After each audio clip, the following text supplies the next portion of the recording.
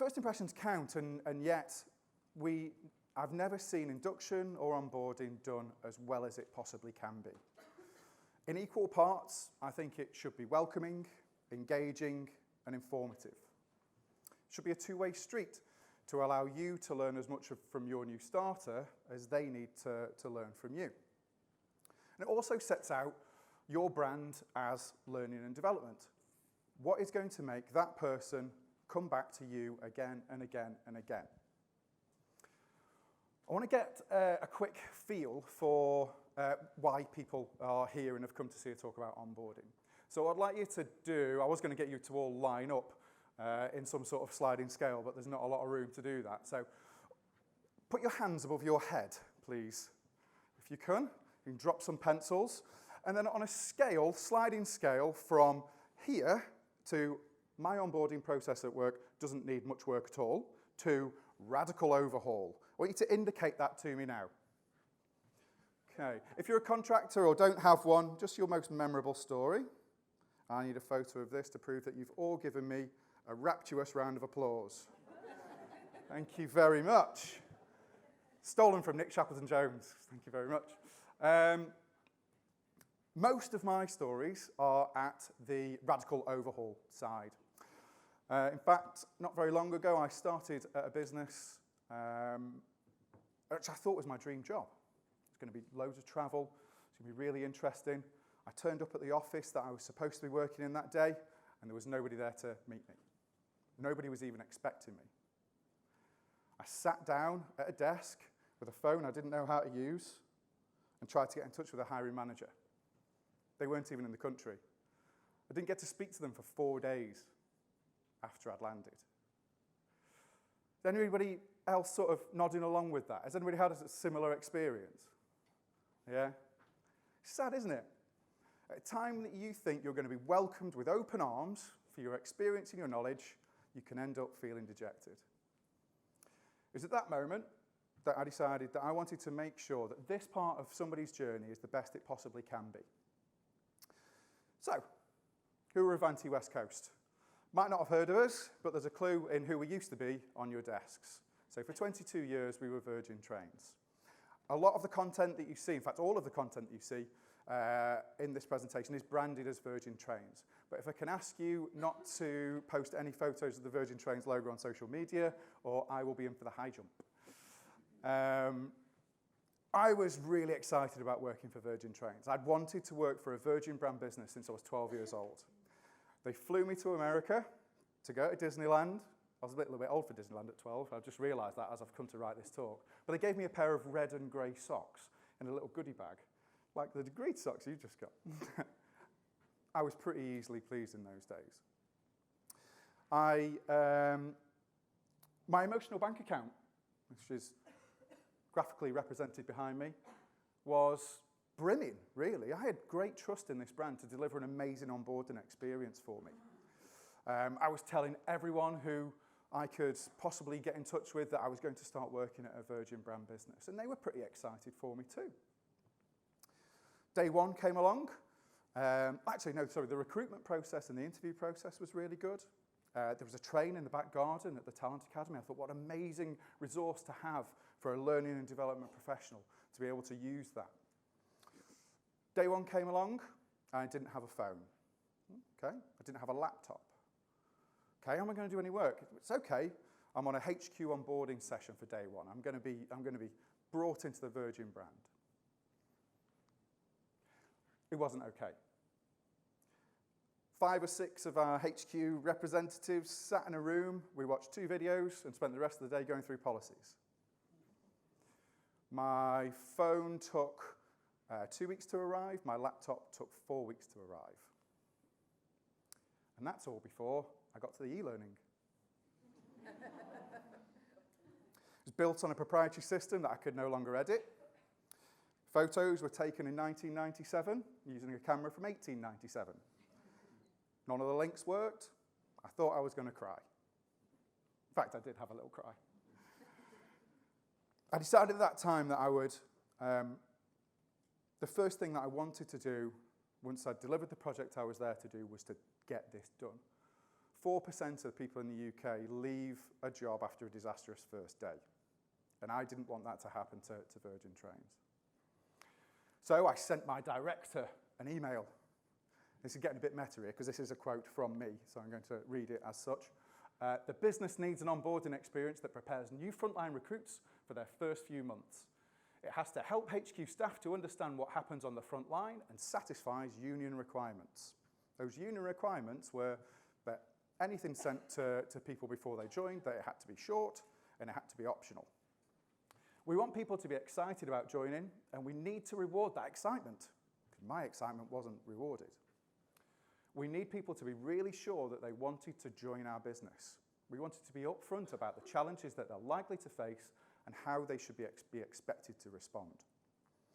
In summary, our entire onboarding process is a bit broken. It's a bit ballsy in my first couple of weeks sending this to my director. Everybody gets something different or has a different experience, so we need some consistency.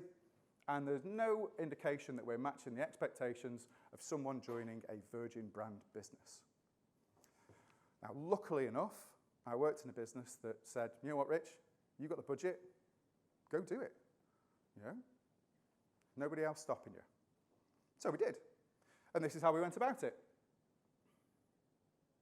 Now, we needed to start off by finding out what the problem was. We started off with a series of qualitative interviews from across the business and as many business areas that we could to find out what the challenges were that people were facing. We interviewed HQ staff about the mismatch between what they were doing in a HQ role with the successful running of a rail network. And we backed that up with quantitative surveys to make sure that what we were seeing was trends and not just people annoyed with one particular part of the process. That gave us enough information to go into a bit of a creative stage, to get some creative minds from around the business to sit in a room and go, okay, what does amazing look like? We've got all of this, and people are saying this is what's going wrong, but what can we do amazing? Now, we came up with some absolutely ridiculous ideas that we'd not carried forward, but we've carried through elements of them. We mapped it out to make sure we covered off 90 days pre-join, 30 days pre-join, 7 days pre-join, day 1, day 7, day 30, and day 90. It just made sure that we didn't miss anything. Even if it just in the pre-join 90 days, it said contract delivered. It's a key part. We wanted to make sure it was noted. That creates amazing for people. I didn't want to get bogged down in the existing process before we'd had the chance to be creative, because this stage was really, really painful. Like, really painful. We got everybody who touched the process in the slightest part from across the business, and we got them in one room. We had 4 separate heads off from IT, HR business partners, regional talent partners, learning and development team, the OD, reception team leader. I think I've got everybody. Everybody. There was some home truths delivered during that session. But my key message was that no matter what we do today to make life easier for our new starters has the potential to make life easier for you. One of the key things that we found were processes were just handed down from generation to generation. You get this from Joan, you do this, you pass it to Karen in accounts. Why? Because that's the way it's always been. No matter the developments that we've made in technology or connectivity, that was the process. That may have been the process since 1997 when Virgin Trains took over from British Rail, but nobody had really ever challenged it. What that gave us is a series of quick wins. Oh, sorry, that's what that session looked like. There was a lot of Post-its on a wall, and I was covered in them. What that session gave us is our quick wins. We took our uniform ordering process from 5 steps to a single step. Our key reception points now got a report of who to expect, when to expect them, who they were going to see, what had been done for them, what hadn't been done for them. None of that was happening before. And our HR admin processes / recruitment processes were no longer passed backwards and forwards between 2 departments 3 separate times to 3 separate people on the same teams. They didn't know that was happening until they sat next to each other and went, Joan, I'm doing that. That gave us a real amount of impetus to say to stakeholders, look what we've already done with this. Now we need a proper plan to do the rest of it. And our plan ended up looking a little bit like this. Let's get the water. So we split it down into what happens for our new starters and what happens to our managers. For our new starters, we wanted something pre-boarding. We wanted something before they came through our doors. We quickly termed this amazing onboarding after our company mantra, screw average, create amazing. We needed an all-you orientation day one that gave our HQ staff some experience of being on the front line. So we sent them out on our trains and hosted those days in our stations so they could start to connect the dots between what they were doing in HQ and what was happening on the front line. And then we supplemented that with an interactive talent development guide that gave them their development pathways for their first year and beyond. And, great news, they got to design all new e-learning for the compliance and safety aspects part of it, which I could edit, which was nice. And then for the manager, the hiring manager, they got a welcome aboard guide. So it was an interactive guide, again, given to our regional talent partners. As soon as the hiring manager said, I want to hire an X, the regional talent partner would go to them and go, here we go, this is the document, this is everything that you need. It's got checklists in there, it's got tips for communication before they join. It's got everything that you need to make sure that that person hits the ground running and they can get their feet under the table. Now, I'm not going to be able to tackle all that in this talk. What I want to focus on is the amazing onboarding. The 5 days of pre-boarding content that we send out to new starters before they join. Now, to do this, we connected with another company who've recently changed their name. Thank you very much, good practice. Emerald Works, to help us with this. We'd worked with them for a couple of years. We had their toolkit as part of our management and leadership development suite.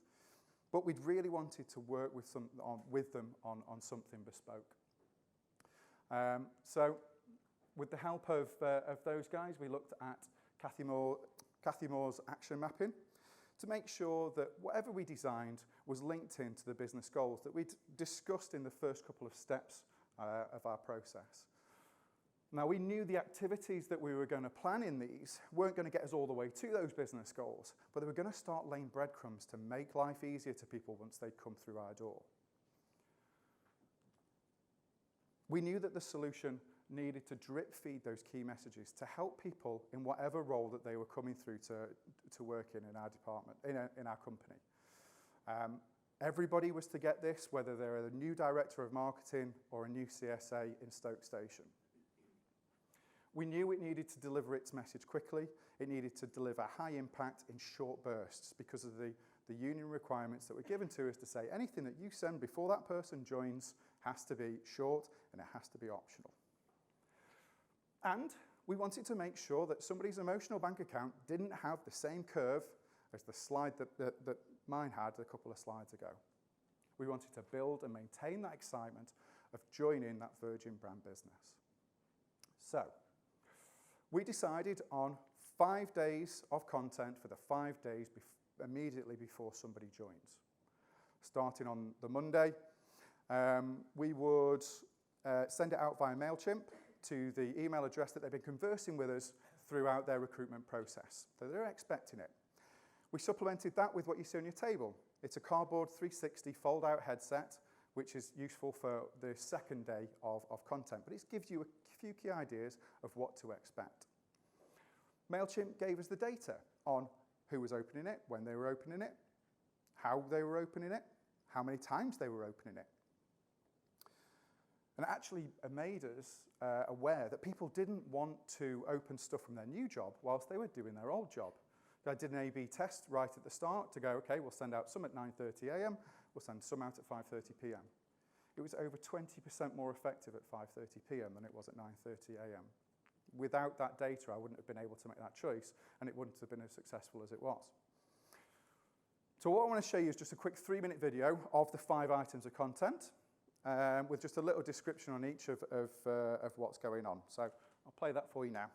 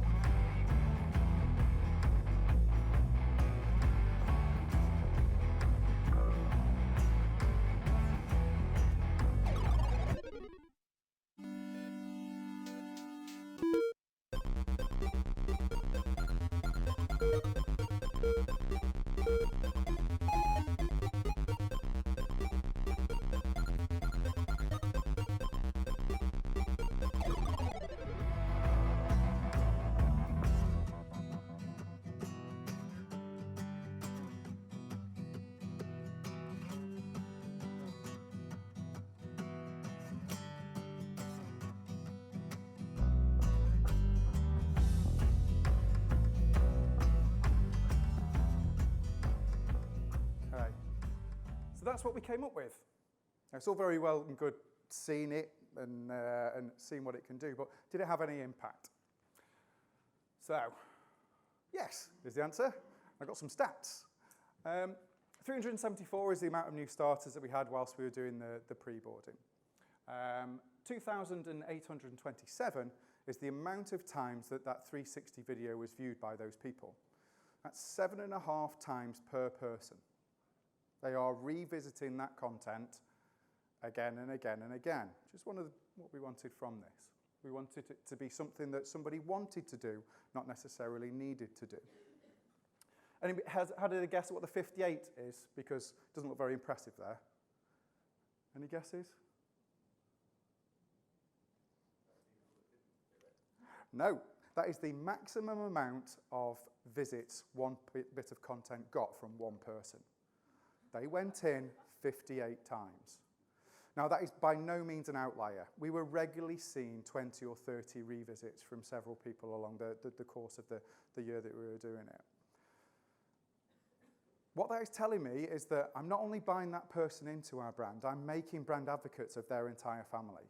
They're getting that email at 5:30, they're going home, they're reopening at 6:30 and showing their mum, their dad, their dog, their rabbit and whoever else that they wanted to see it and say, look, I'm starting at Virgin Trains next week, look what they sent me. That gets me great brand buy-in. That gets their emotional bank account so high that we've got to really mess up once they get here to sort of erode that. What we also saw is that once somebody got through that pre-boarding process, we've got to give them a certain amount of safety and compliance e-learning because we work on a rail network. They need to know certain things to keep them alive. And we saw that go up 25%, from 62% to 87% within the first 90 days. We always strive for 100%, but that happens a few days after that. 90% of people accessed all resources. 99% of people accessed at least one of the resources. The feedback that we got from our training team who had them in a residential for the first week was that people who hadn't accessed all the resources, on realising that they'd missed some, had asked for them to be resent.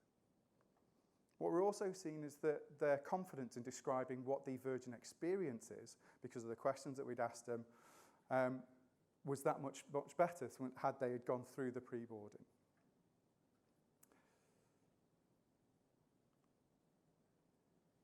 I don't want you to take my word for it, though. I've got another short video of 2 of our new starters from our August 2019 group to tell you a little bit more about why they enjoyed it.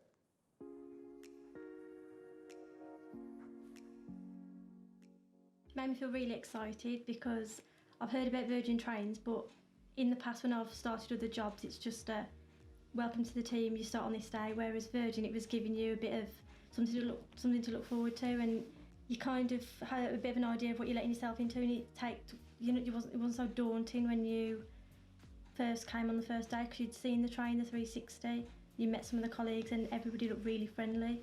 Being the first time I'd seen these emails, seen the emails that were sent through to me every single day, it also made me feel quite excited about joining Virgin because it was a little snippet of Virgin life and the Virgin family. So once I'd read one email, I was looking forward to the next day as to what might come. It was the way the content was put together. It's dynamic. So the 360 of a train, you know, the inside of a train. I mean, I've seen the train before. I've seen the 360, but I haven't seen it done like that. And it was really good just to watch the technology and just to watch it, because you don't often get to go in a kitchen and you get to go in the driver's cab. So it was nice. It was a nice insight. My favourite part was the game. I enjoyed the route. It took a little while to get used to, but when you got used to like how to play it, it was really addictive. So yeah, I spent a bit of time on that. I spent quite a while working it out and trying to beat the highest score, and plus my family got involved, so it's still sat there, and we've all played on it, and we're all trying to beat each other's highest score. So No, it was really fun. Like I say, most other companies, they just sort of welcome you when you start on this day. Virgin really sort of took the time to say welcome to the team, and it was really nice, different. it's a really good way of saying hello to a new starter. It's a nice way of saying hello and meet some of the team, have a look round, Talent Academy, and this is what you're coming to, and be excited about it. Ignore those logos. Okay.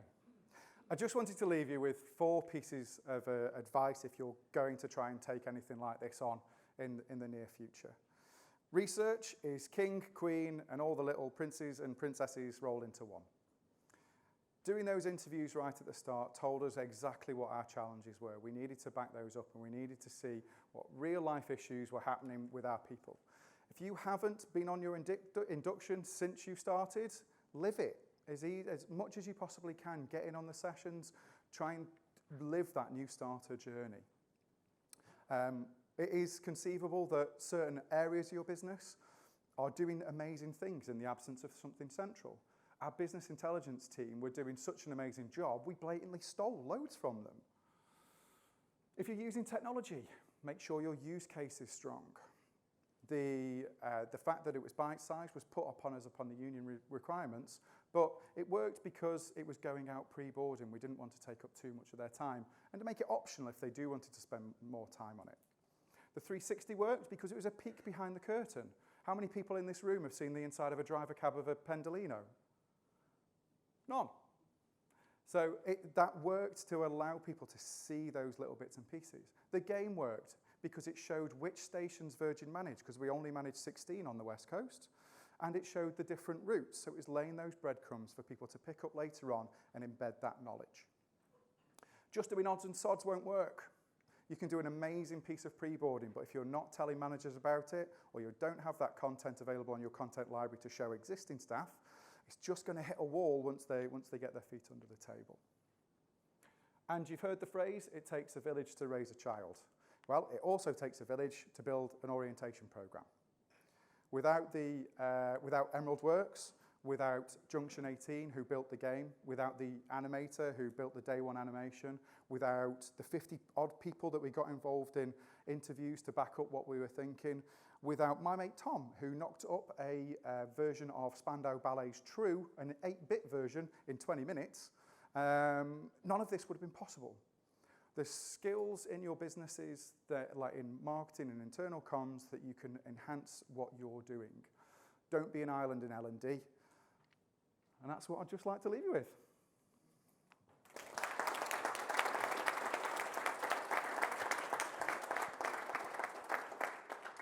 Thank you very much, Rich. What we're going to do is do some initial questions now, directly to Rich, and then we'll hand over and do Sally's presentation. And then when Sally's finished and we've done some initial questions with Sally, we'll then open it up after you've had a bit of a chance to reflect on what you've heard from both speakers. So does anybody have any questions for Rich straight away? Yeah. Yeah. Sorry, it's a bit of a boring logistical question, but with the pre-boarding, when you were sending stuff out to people before they joined, Yeah.